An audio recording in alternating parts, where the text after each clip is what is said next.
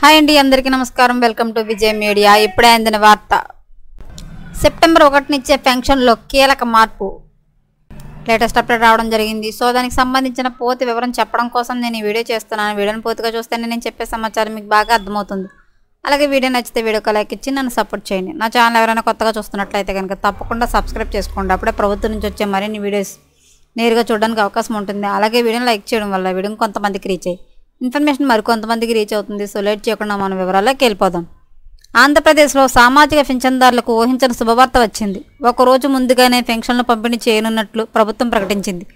September నెల సామాజిక pension August 31నే అందించనున్నట్లు పేర్కొంది. సెప్టెంబర్ 1న ఆదివారం సెలవు దినం కావడంతో ఒకరోజు ముందుగానే పెన్షన్లు అందజేయాలని సర్కార్ నిర్ణయించింది. ఆదివారం నాడు ఉద్యోగులకు సెలవు దినం కావడంతో ప్రభుత్వం ఈ నిర్ణయం తీసుకుంది. ఏ కారణంగానైనా ఆగస్టు 31న పెన్షన్ అందుకోలేని వారికి సెప్టెంబర్ 2వ తేదీన అంటే సోమవారం అందరికీ అందజేసేందుకు ప్రభుత్వం ఏర్పాట్లు చేయనుంది.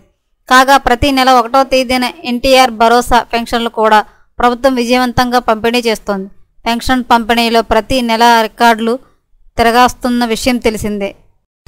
ఎప్పటికప్పుడు మరిన్ని లేటెస్ట్ అప్డేట్ల కోసం మన ఛానల్ తప్పకుండా సబ్స్క్రైబ్ చేసుకోండి. Thanks for watching.